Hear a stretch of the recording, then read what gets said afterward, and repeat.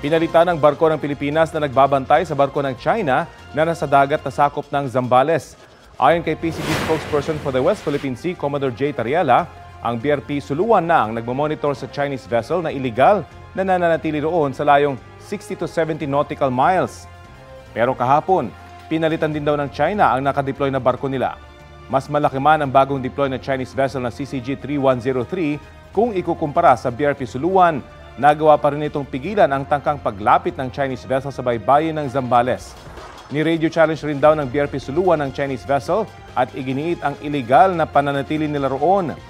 Sa monitoring ng PCG kagabi, nakalayo na pero nananatili pa rin sa exclusive economic zone ng Pilipinas ang monster ship ng China at patuloy na nagpapatrolya sa dagat na sakop ng Zambales.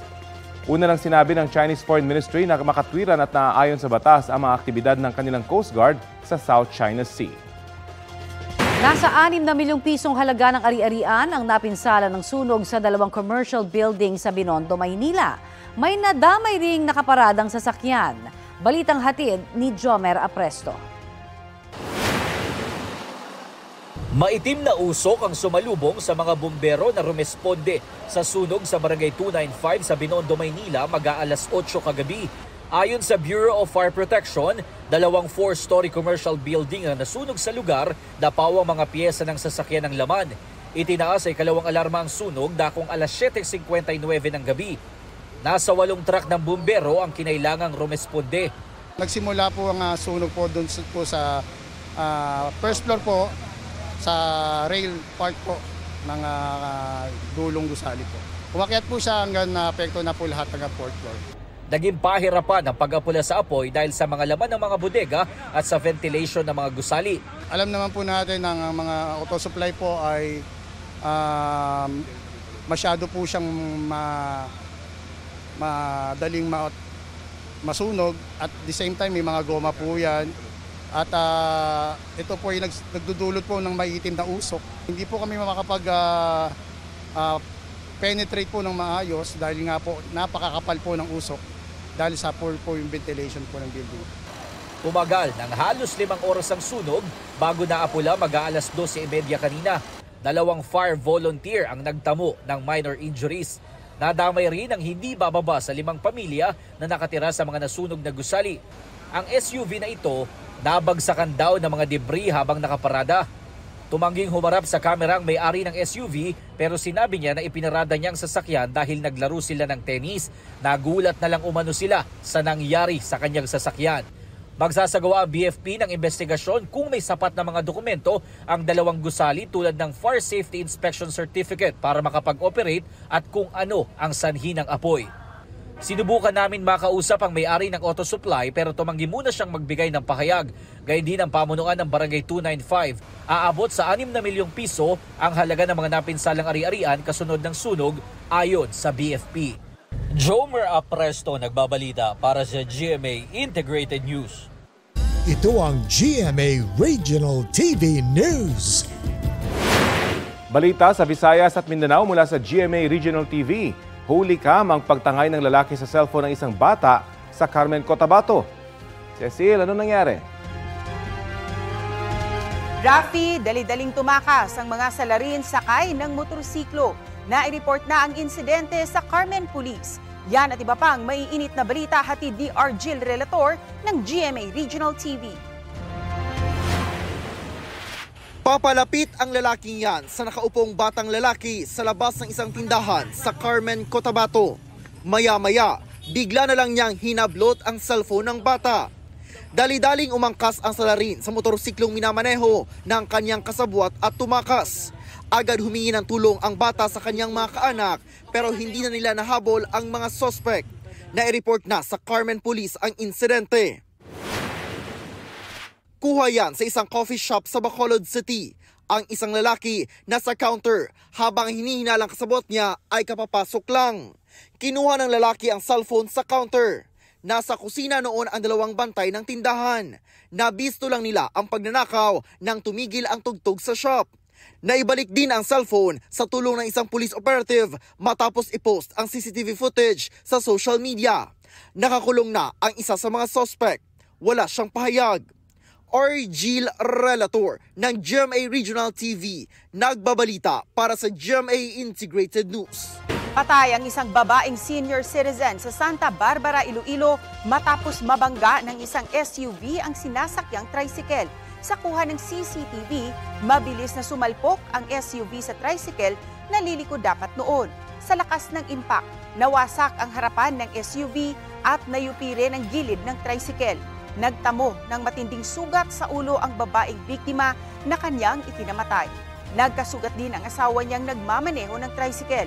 Sabi raw ng SUV driver sa pulisya, nagulat siya sa papalikong tricycle at hindi na nakapreno. Nasa kustudiya na siya ng Santa Barbara Police Station. Pinag-iisipan pa ng pamilya ng mga biktima kung magsasampa sila ng reklamo. Iginiit ng ilang senador na miyembro ng Bicameral Conference Committee na walang blanko sa pinirmahan nilang 2025 national budget. Ayon naman sa isang kongresista na may mga blanko nga ang BICAM report na naratipikahan ng Kongreso. Balitang hatid ni Jonathan Andal. Nakakuha ang GMA Integrated News ng kopya ng BICAM report ng 2025 national budget mula kay Congressman Raul Manuel ng Kabataan Party List. Aniya, tugma raw ito sa mga blankong ipinunto sa inilabas na dokumento ni na Congressman Isidro Ungab at dating Pangulong Rodrigo Duterte. Sabi ni Manuel, ang BICAM report na ito na may mga blanko ang siya ring niratipikahan ng Kongreso. Aniya, binigyan daw ng kopya ng BICAM report ang lahat ng kongresista noong Disyembre bago ito sinalang sa plenaryo para maratipika. Pero ang problema, in-email lang daw ang soft copy nito. Kulang isang linggo bago ang ratifikasyon. Habang ang printed copy naman, ibinigay lang daw wala pa isang oras bago ito sinalang sa plenaryo. Kaya raw hindi na ito nabusisi ng maayos. Sobrang gipit ng oras talaga para mabusisi yan. May end din, sa totoo lang, hindi rin agad nakita yung mga blanks, no? Kasi nga, hindi tayo sanay na may mga ganon. Ngayon ko lang na-encounter na nag-ratify ng budget, meron pala mga blanks. Sa pagsusuri ng GMA Integrated News, ang pahinang ito halimbawa ng dokumentong hawak ni Ungab, pareho ang mga blanko sa dokumentong hawak ni Manuel. Pero kapuna-puna na mas marami ang mga nakapirma sa dokumentong mula kay Manuel at iba ang pwesto ng ilan sa mga ito. Sinusubukan ng GMA Integrated News na makakuha ng opisyal na kopya ng BICAM report mula sa Kamara. Sa proseso ng pagpasa ng budget matapos ratipikahan ng BICAM report, ito ang magiging basihan ng General Appropriations Bill o GAB na isusumiti sa Pangulo. Oras na pirmahan ito ng Pangulo para maisabatas, ito na ang tinatawag na GAA o General Appropriations Act. Ang tanong ni Manuel, kasama sa BICAM report na niratify ng Kamara ay yung mga blanks. After ratification, saka bago pirmahan, sino yung nag-fill in the blanks? So dapat may sumagot dyan. At ang pwede lang makasagot ang mga bahagi ng BICAM tsaka yung Pangulo. Pati mismong kapatid ng Pangulo na si Senadora Amy Marcos sinabi noong Disyembre na hindi siya pumirma sa BICAM report dahil blankong papel daw ito. Sinisiguro ko sa taong bayan na hindi ako kailanman pumirma ng anumang papel hinggil sa budget ng 2025 o sa BICAM report na yan na nagsusulong na magbawas ng pera sa mga lehitimong proyekto. Paano ko naman pipirmahan ang blankong papel? Sinubukan ng media na kunan ng bagong komento si Senator Amy pero tumakbo ito. Sabi naman ni Senador Win Gatchalian at Joel Villanueva na miyembro ng BICAM at pumirma sa BICAM report, walang blanko sa naturang dokumento. Sa akin and my team, wala kami nakitang blanko. Kasi dapat balanse, yun ang tinitignan namin parate. So, I have a whole team na tinitignan yung budget bago ko pinipirmahan. Wala akong nakita na blanko. Wala akong nakitang blanko whatsoever. But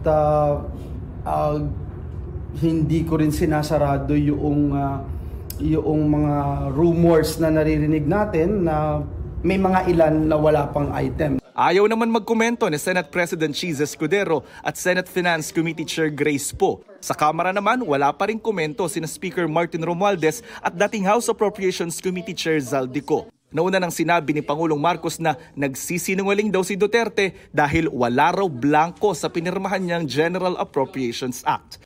Jonathan Nandal, nagbabalita para sa GMA Integrated News.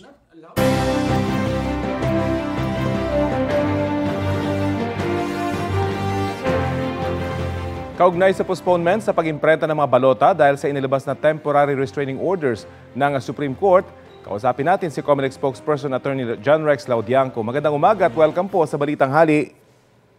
Magandang umaga po, Sir Rafi, Ma'am Connie, at sa lahat po ng taga-subaybay ng Balitang Hali. Opo, paano po makakaapekto yung panibagong temporary restraining orders ng Supreme Court sa pag-iimprenta po ng balota? Hindi naman po masyadong naka-apekto, Sir Rafi, no? Kasi nga po mula po nung unang 5 TROs ay nalagyan na po natin ng add function yung ating election management system. Kaya ang ginawa na lang po natin ay binago natin yung candidates database, dinagdag ang 2 pangalan na pinag-uutos ng kataas-taasang hukuman at nag-generate po tayo muli ng panibagong 1,667 na iba't ibang uri ng balota. Siguro po maitatanong nyo, bakit kailangang ulitin ang mga ballot cases? Kasi nga po may pinadagdag na isang senator candidates po at dahil dyan apektado pong lahat ng balota. Kami po ay nagsiserialize na sa oras na ito dahil lahat po ng ating balota ay merong ballot ID o may serial number at bawat balota rin po ay merong barcode na nagko-contain ng serial number para ma-detect po ng ating mga makina. Ito ba ay naulit? Ito ba ay nadoble? Nabasa na ba o hindi pa? Balak po ng COMELEC simula ng pag-imprenta ng balota. Kung hindi po sa Biyernes ay sa Sabado po, Sir Rafi.